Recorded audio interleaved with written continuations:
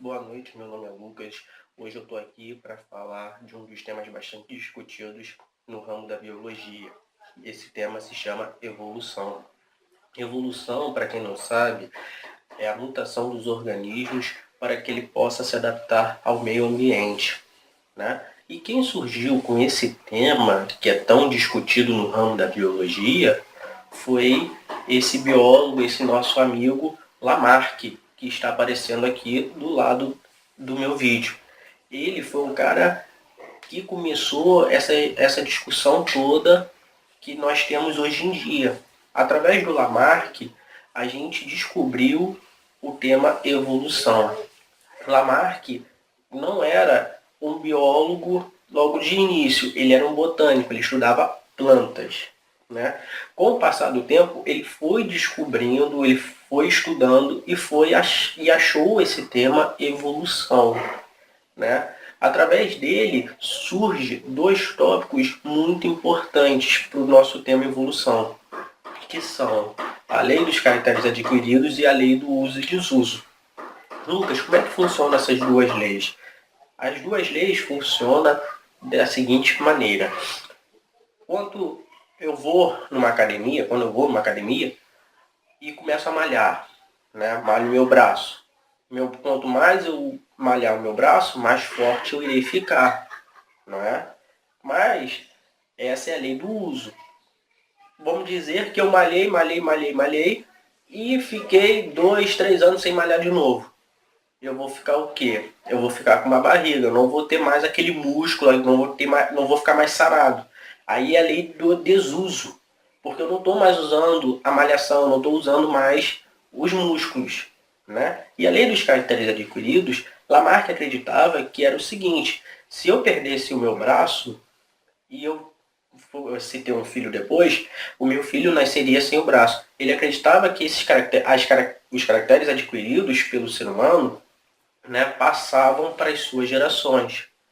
E com um estudo mais aprofundado que nós fizemos, né, com o passar do tempo, descobrimos que essas duas leis do Lamarck são equivocadas. Mas ele não deixa de ser importante. Por quê? Porque foi ele que começou essa discussão. Foi ele que trouxe esse tema para a biologia. Então podemos esquecer dele nunca. Ele é muito importante. E aí quem foi que modificou essa situação? Foi o Darwin, né, que foi um outro cara muito importante para a biologia. O Darwin, ele teve uma oportunidade de fazer uma viagem ao redor do mundo, né, observou várias espécies de plantas e de animais, né, e através dessa observação que ele pôde fazer na época, né, ele descobriu que cada animal que ele viu nos países, nas regiões, ele viu que cada animal está adaptado àquele meio, né? E que se ele tirasse ou aquele animal ou aquela planta daquele local e botasse em outra região, raramente ela iria sobreviver. Mas por que isso? Porque ela não estaria adaptada, entendeu? E também vários pontos contribuem para que para aquela espécie se adaptar à alimentação, ao clima, né? Vários fatores contribuem para a adaptação das espécies, né? E aí o Darwin surge com três tópicos muito importantes que a gente precisa saber. Quais seriam esses tópicos? A mutação, que a gente falou logo no início da aula, logo no início desse vídeo, né? A seleção natural e a adaptação. Como é que funciona isso, Lucas? A mutação, né, acontece quando uma espécie...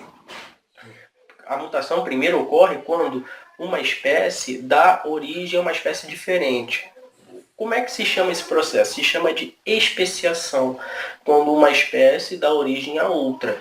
E aí o que acontece? Quando esse fenômeno acontece, a especiação, essas duas espécies passam por uma mutação, ou seja, cada uma adquire uma característica diferente uma da outra, né?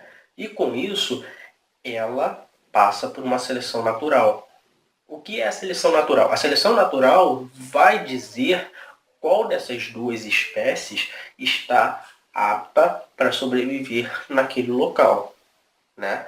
E aquela que estiver apta vai prevalecer, né? E suas características vão passar adiante. Aquela que não estiver apta vai morrer, né? E suas características não vão ser mais vistas, né?